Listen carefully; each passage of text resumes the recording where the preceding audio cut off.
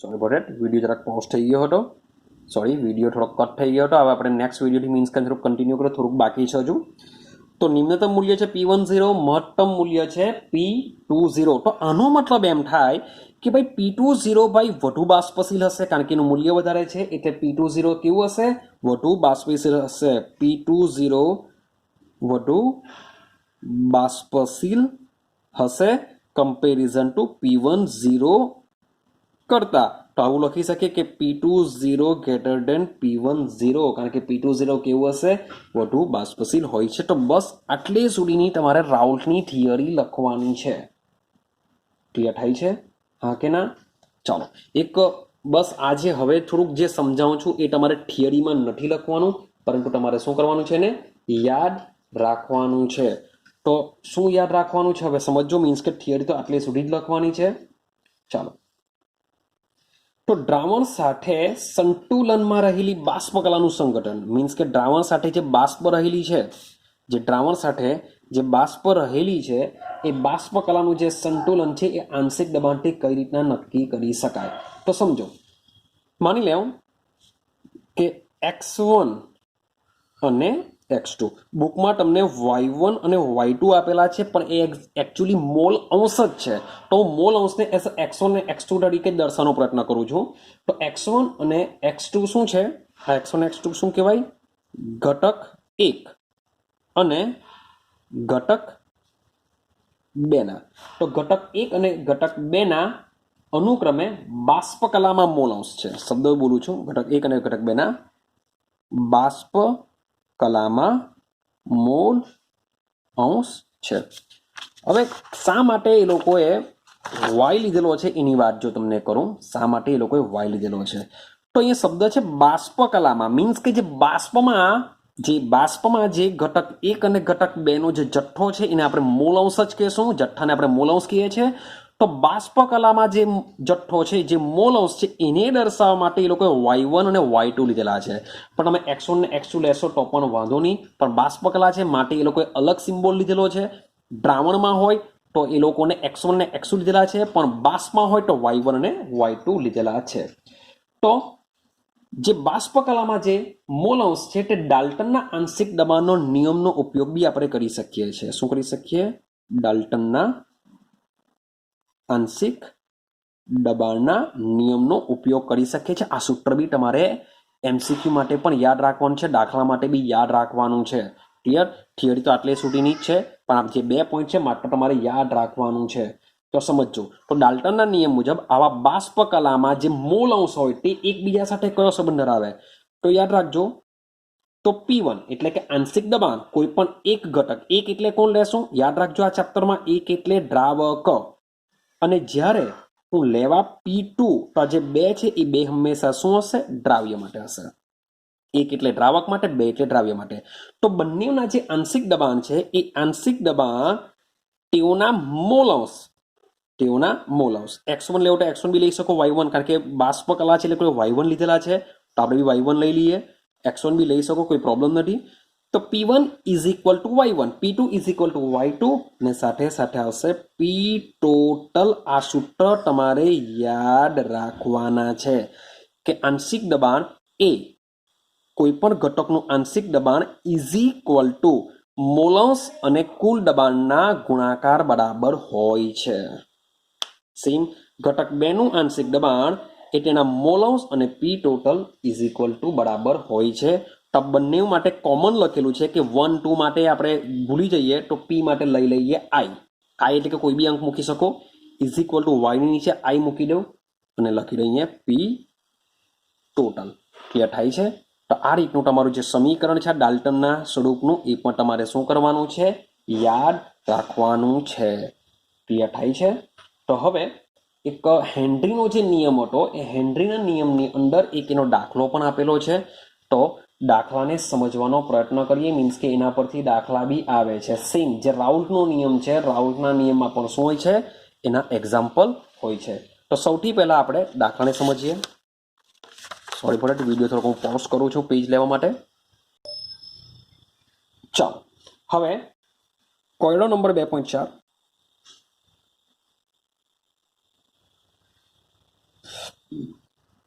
તો જરાક book open રાખજો, હું આખી રકમ લખવાનો નથી.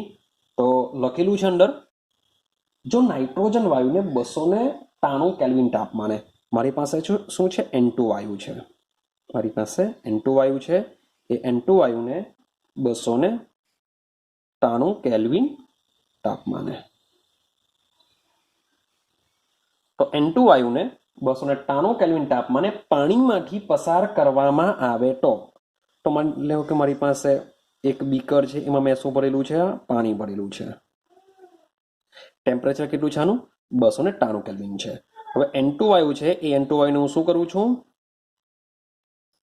પાણીમાંથી પસાર કરું છું.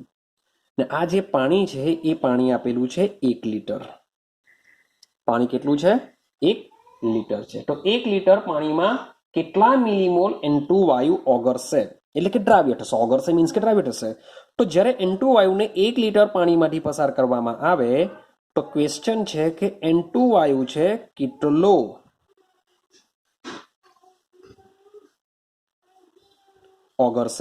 ઓગળશે એટલે કે એની દ્રાવ્યતા પૂછી.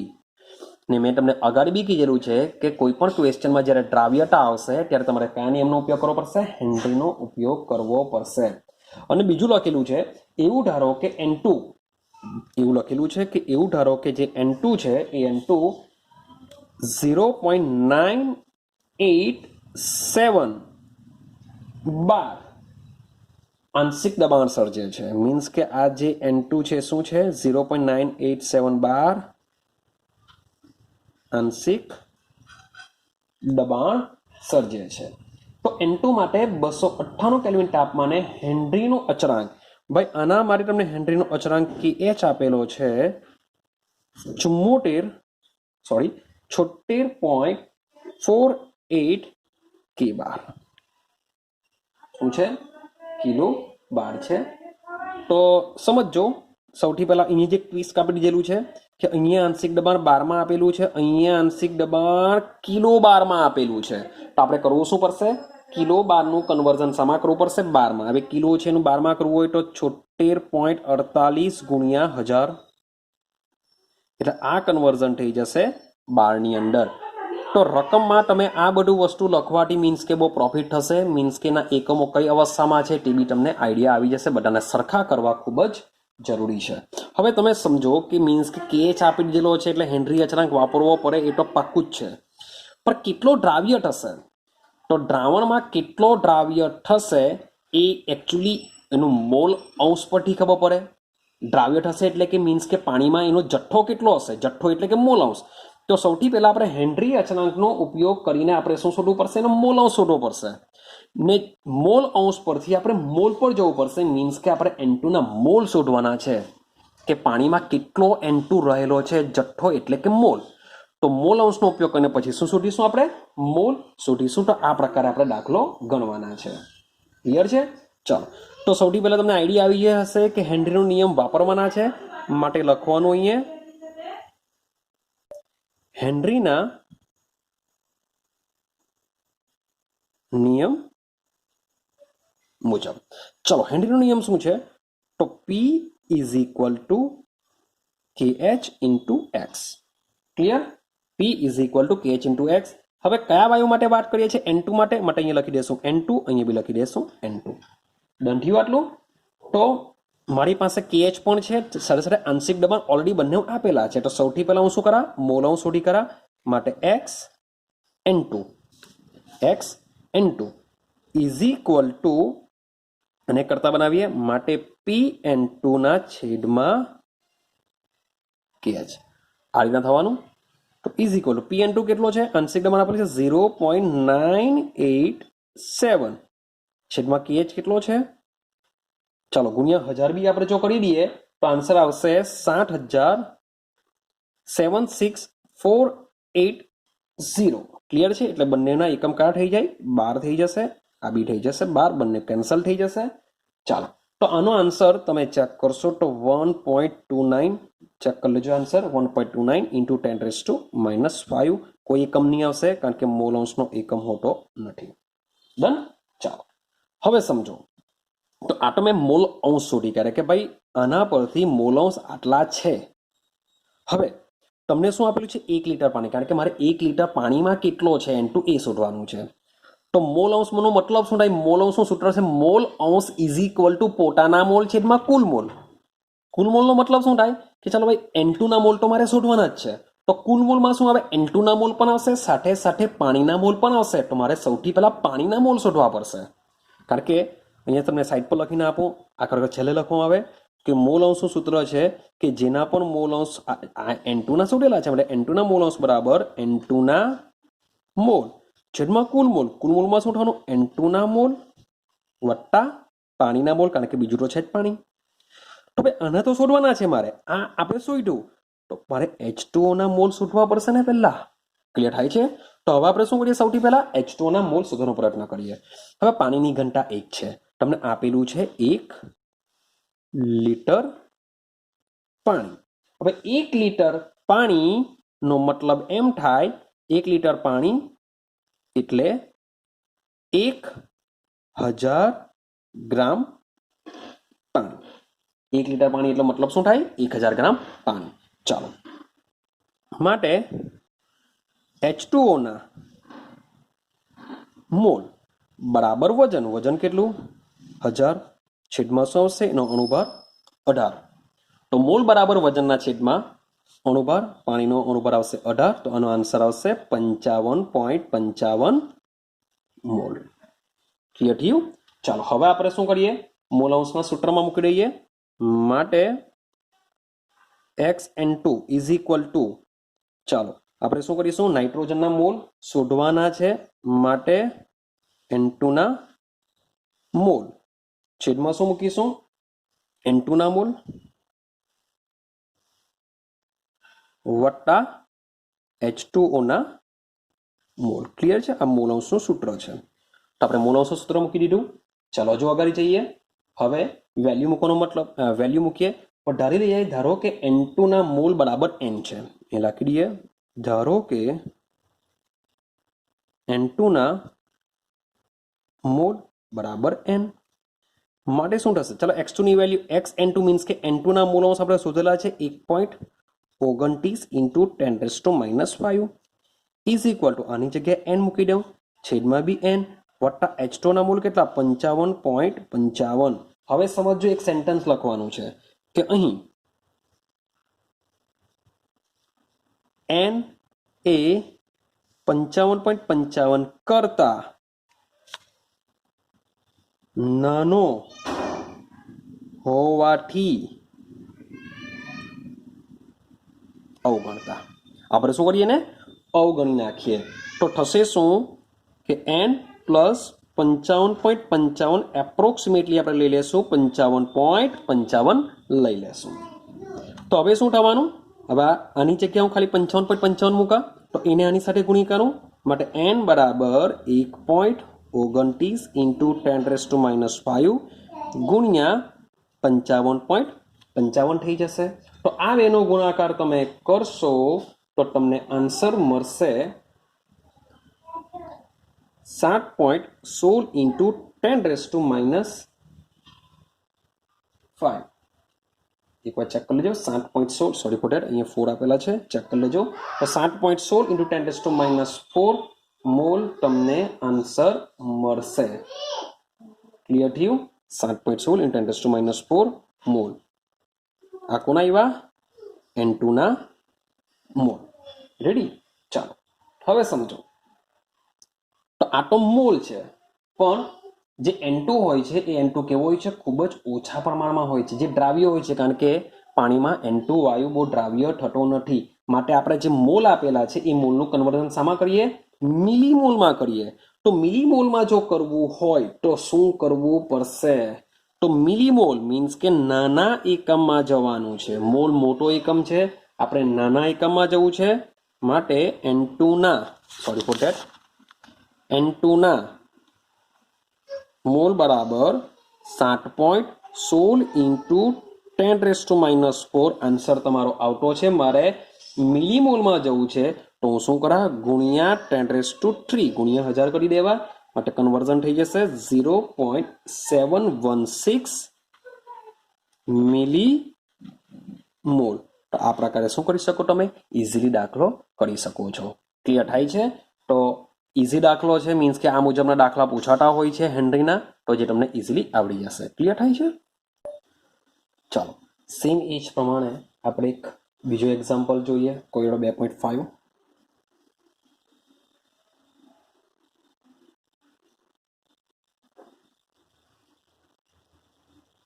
અને સમજવાનો પ્રયત્ન કરીએ.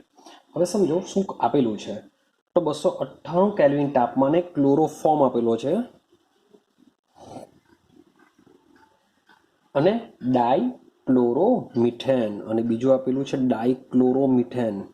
ઓકે, ડાયક્લોરોમિથેન છે એટલે CH2Cl2 ડાયક્લોરોમિથેન ના બાષ્પ દબાણ, આ બંનેના બાષ્પ દબાણ આપેલા છે, મીન્સ કે PCH Cl3 આપેલું છે 200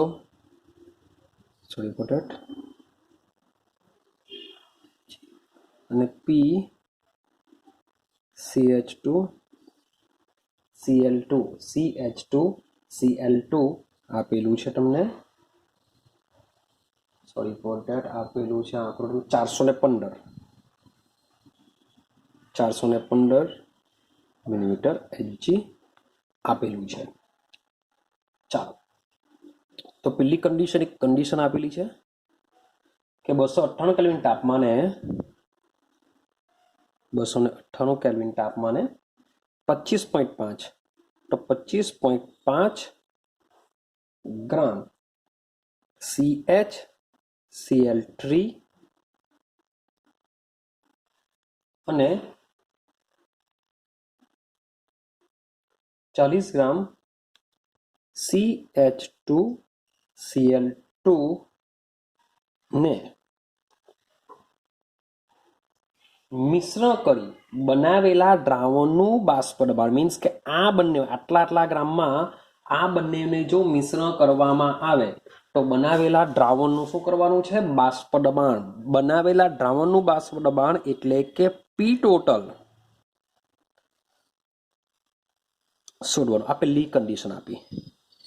બીજું કીધેલું છે કે બાષ્પ કલામાં, શબ્દ બોલું છું, બાષ્પ કલામાં યાદ છે? બાષ્પ કલામાં, તો બાષ્પ કલામાં દરેક ઘટકના મોલ અંશ શોધો. તો આ રીતનો ક્વેશ્ચન આપેલો છે. હવે સમજો, તમને આઈડિયા હોવી જોઈએ કે આ જે ક્લોરોફોર્મ છે એ પણ શું હોય છે, લિક્વિડ હોય છે. સાથે સાથે જે CH2Cl2 હોય છે એ પણ શું હોય છે, લિક્વિડ હોય છે. મીન્સ કે છે કયા, બંને પ્રવાહી અવસ્થામાં તમને જોવા મળે છે. ચાલો, હવે બંનેના બાષ્પ દબાણ આપેલા છે. ક્લિયર? અને મેં તમને આગળ બી કીધેલું છે કે જ્યારે પણ આવા બાષ્પ દબાણના ક્વેશ્ચન આવે એટલે આપણે શું કરવું પડશે, રાઉલ્ટના નિયમનો ઉપયોગ કરવો પડશે. આ બંને પ્રવાહી અવસ્થામાં છે તો બંને બાષ્પ અવસ્થામાં ફેરવાશે. ક્લિયર? તો આપણે સૂત્ર યાદ કરો, 1-2-1-2 અથવા 2-1-2-1 વાળું વાપરવું પડશે. તો એ 1-2-1-2 કે 2-1-2-1 વાપરવા માટે તો ઓલરેડી બંનેના બાષ્પ દબાણ આપેલા જ છે. ક્લિયર? તો મારે સૌથી પહેલા શું કરવું પડશે, મોલ અંશ શોધવું પડશે. તો મોલ અંશ શોધવા માટે મારી પાસે મોલ હોવા જોઈએ. અને મોલ ક્યારે મળે, જો ગ્રામ આપેલું હોય તો ઓલરેડી મને ગ્રામ આપેલા છે. તો સૌથી પહેલા હું શું કરું છું, પહેલો પોઈન્ટને આપણે ક્લિયર કરવાનો પ્રયત્ન કરીએ. તો સૌથી પહેલા આપણે મોલ શોધીએ. તો મોલ બરાબર વજનના છેદમાં અણુભાર. તો આપણે સૌથી પહેલા અણુભાર લખી દઈએ. તો CH Cl3 નો આણ્વીય ભાર ઇઝ ઇક્વલ ટુ 12 ને 4 16, 35.5 ગુણ્યા 3 કરવા પડશે. આન્સર આવશે 119.5. સો આન્સર આવશે 119.5 ગ્રામ પ્રતિ મોલ. ચાલો, સેમ CH Cl3 પછી જઈએ CH2Cl2. તો CH2Cl2 નો આણ્વીય ભાર ઇઝ ઇક્વલ ટુ CH2Cl2 નો આણ્વીય ભાર આવશે 85 ગ્રામ પ્રતિ મોલ. ક્લિયર છે? ચાલો હવે આપણે શોધીશું સૌથી પહેલા CHCl3 ના મોલ. સૂત્ર શું છે? વજનના છેદમાં અનુભાર. 11 સાયન્સમાં ઓલરેડી આવે છે. તો વજન કેટલું આપેલું છે એનું ચેક કરો. પહેલા ક્વેશ્ચનમાં CHCl3 25.5 ગ્રામ માટે 25.5 ગ્રામ છેદમાં અનુભાર. તો CHCl3 નો અનુભાર કેટલો છે? 119.5. યાદ રાખજો, ઉતાવળમાં આનો અનુભાર નહીં લખાઈ જાય એ તમારે શું કરવું પડશે? કાળજી રાખવી પડશે. તો આનો આન્સર આવશે 0.213 મોલ. કેલ્ક્યુલેટર હશે તમારી પાસે, એકવાર ચેક કરી લેજો. સેમ એ જ પ્રમાણે આપણે શોધી કરીએ CH2Cl2 ના મોલ. સેમ વજનના છેદમાં અનુભાર. તો CHCl2 નો વજન કેટલું આપેલું છે પહેલામાં ચેક કરો. CHCl2 40 ગ્રામ. 40. ચાલો અનુભાર કેટલો CHCl2 નો? 85. તો આનો આન્સર આવશે 0.21, સોરી ફોર ધેટ, આનો આન્સર આવશે 0.47. 0.47 મોલ. ચેક કરી લેજો એકવાર તમે. ચાલો તો બંનેના મોલ શોધાઈ ગયા. તો લખી દઈએ આપણે કુલ મોલ. તો કુલ મોલનો મતલબ શું થાય? બંનેના મોલનો સરવાળો 0.213 પ્લસ 0.47 માટે કુલ મોલ આવી જશે તમારા 0.638 મોલ. તમારી પાસે કુલ મોલ મળી ગયા. હવે શું કરીએ? મોલ અંશ શોધી કાઢીએ. તો આપણે મોલ અંશ શોધીએ. તો સૌથી પહેલા x CHCl3 ના મીન્સ કે મોલ અંશનું સૂત્ર શું? તો ક્લોરોફોર્મના મોલ અંશ બરાબર CHCl3 ના મોલ છેદમાં આવશે કુલ મોલ. તો CHCl3 ના મોલ કેટલા શોધ્યા આપણે? 0.213 છેદમાં કુલ મોલ કેટલા? 0.638. ક્લિયર છે? તો આ પરથી CHCl3 ના મોલ અંશ આવશે 0.312. 0.312. હવે તમે જો આને એકમાંથી બાદ કરી દેશો તો પણ તમને મળી જશે, અથવા તો જો આપણે શોધવા જ હોય તો x CH2Cl2. તો x CH2Cl2 is equal to CH2Cl2 ના મોલ છેદમાં આવશે કુલ મોલ. તો CH2Cl2 ના મોલ છે 0.47 છેદમાં 0.638. તો આનો આન્સર આવશે 0.688. તો આપણે મોલ અંશ શોધી કાઢ્યા. હવે તમને મેં બે સૂત્ર કીધેલા હતા. બેમાંથી કોઈ પણ એક સૂત્રનો ઉપયોગ તમે શું કરી શકો છો? કરી શકો છો. આઈડિયા આવે છે? બેમાંથી કોઈનો એકનો કરી શકો છો. ચાલો તો માની લઈએ સમીકરણ કોઈ બી એનો ઉપયોગ કરી શકીએ. તો પી ટોટલ યાદ છે? ફોર્મેટ એમને કીધેલી 1212 પર એકદમ કોમન લખું. P0 અહીંયા પ્લસ આવશે બ્રેકેટમાં. P0 માઇનસ શું આવશે? P0 હા કે ના? બહાર શું આવશે? x. આટલી ફોર્મેટ તમારે યાદ રાખવાની છે કે P0 plus બ્રેકેટમાં P0 minus P0 બ્રેકેટની બહાર આવશે x. હવે લખી દો 1 2 1 2. આ રીતે તમે કરી શકો છો 1 2 1 2. રેડી? હવે મેં તમને શું કહેલું છે? 1 મોટે ભાગે આપણે શાના માટે ધારીશું? દ્રાવક. હવે ખબર કેવી રીતના પડશે કે કોણ દ્રાવક કોણ દ્રાવ્ય? તમે ચેક કરશો, તમે જોશો તો આ એક્ઝામ્પલની અંદર એમ તો તમે ધારે તે બનાવી શકો છો, પણ મોટે ભાગે એક તરીકે આપણે શું લેશું? દ્રાવક. દ્રાવક કોણ હશે? જો જેનો જથ્થો વધારે હોય તો તેનું બાષ્પ દબાણ બી કેવું હશે? વધારે હશે. ક્લિયર છે? તેમ છતાં આપણે બુકમાં એ લોકોએ P10 લીધેલું છે, CHCl3 ને લીધેલું છે. તો આપણે P10 CHCl3 ને જો લઈએ તો સૂત્ર બની જશે 200. આ ક્યાં આપેલું છે? ઓલરેડી રકમની શરૂઆતમાં તમને આપેલું છે. વત્તા 415 માઇનસ 200. ચાલો x2 એટલે કોણ લેશું આપણે? આ 1 આપણે CHCl3 તો CHCl2 લેશું ગુણ્યા 0.688. તમે બીજું સૂત્ર વાપરશો તો બી આન્સર સેમ જ આવશે. 347.9 mmHg. આટલો જ આન્સર તમને બીજું સૂત્ર જો તમે મૂકશો તો પણ તમને આટલો જ આન્સર જોવા મળશે. તો આપણે પી ટોટલ આટલે આ રીતના મેળવી લીધું. ક્લિયર છે? ચાલો હવે આપણે બીજા પોઈન્ટ પર જઈએ. હવે બીજા પોઈન્ટમાં ઓલરેડી લખેલું છે બાષ્પકલામાં. જો તમને બાષ્પકલાની લખેલું ને સીધું મોલ ખાલી મોલાંશ પૂછેલા એટલે એ તો ઓલરેડી આપણે શોધેલા જ છે આખરી. ચેક કરો. તો આ રીતના આપણે અહીંયા મોલાંશ બંનેના શોધેલા છે, પણ આપને લખીને આપેલું છે બાષ્પકલામાં. તો બાષ્પકલામાં આપણે શોધવા માટે સૂત્ર યાદ કરો, અને આગલા વિડીયોમાં મેં કીધેલું. તો બાષ્પકલામાં મોલાંશ શોધવા આપણે શું કરીશું યાદ કરો. તો પીઆઈ કોમન સૂત્ર લખીએ. PI is equal to y i into P total. યાદ છે આ રીતનું સૂત્ર હતું. આંશિક દબાણ મોલાંશ પી ટોટલ. તો દરેક ઘટકના આપણે મોલાંશ શોધવાના છે.